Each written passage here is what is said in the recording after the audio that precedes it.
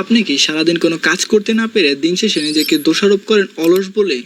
ভাবেন অন্যদের মতো আমি কেন তো প্রোডাক্টিভিটি হতে পারি না? কিন্তু আসল সমস্যাটা কি জানেন? আমাদের অধিকাংশের সমস্যাই আসলে অলসতা নয়। আমাদের সমস্যাটা হলো কাজের ধরন এবং আমাদের মস্তিষ্কের অমিল।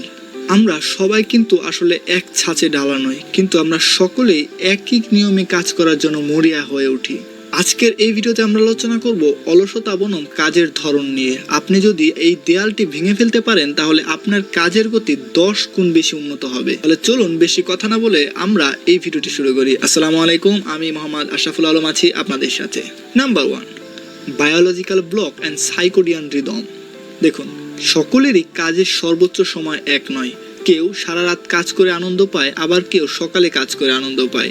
আপনার যদি সারা রাত কাজ করে আনন্দ পান বা ভালো লাগে, আপনি যদি সকালে কাজ করার চেষ্টা করেন তাহলে আপনি কখনোই সাকসেস হতে পারবেন না।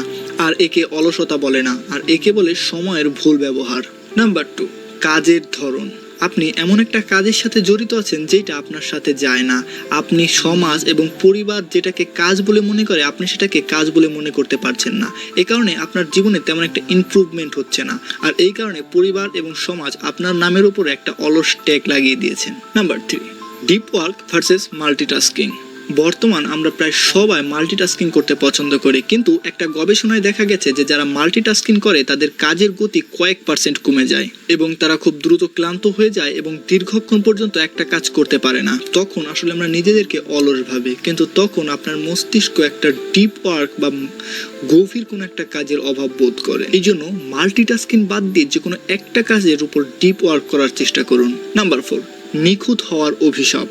অনেক সময় আমরা অনেক কাজ শুরু করব ভাবে শুরুই করি না, ভাবি যে এটা পারফেক্ট হবে না। একটা জিনিস বলি, পৃথিবীতে কোনো কিছুই সর্বপ্রথম পারফেক্ট হয়ে তৈরি হয়নি। ইলন মাস্কের স্পেস এক্স থেকে শুরু করে যদি বলা হয় যে ফেসবুকের মিটার, সব কিছুর কিছু না কিছু ভুল ছিল, এরপর আস্তে আস্তে সেটাকে ঠিক করা হয়েছে। তাই সর্বপ্রথম আপনি কোনো কিছুই পারফেক্ট করতে পারবেন না, আপনাকে কোনো কিছু শুরু করে তারপর সেটাকে পারফেক্ট করতে হবে।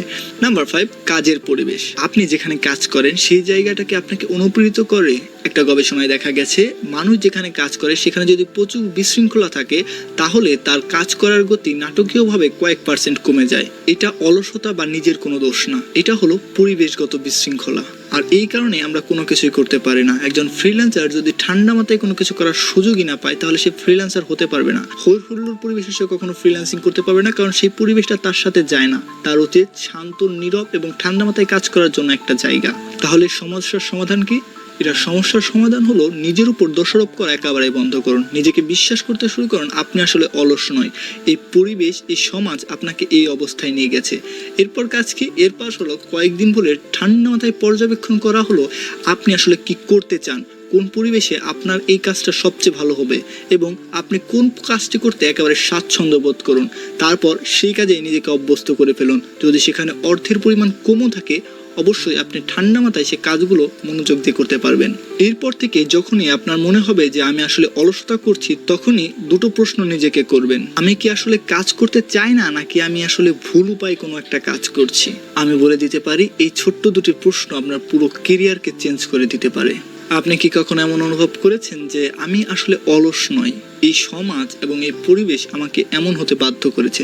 যদি এমন হয়ে থাকে তাহলে আপনার অভিজ্ঞতা কমেন্টে জানাতে পারেন এবং আপনি আগামী 7 দিনের ভিতরে নিজেকে একটু বোঝার চেষ্টা করুন এবং নিজের লাইফকে ইমপ্রুভমেন্ট করার চেষ্টা করুন।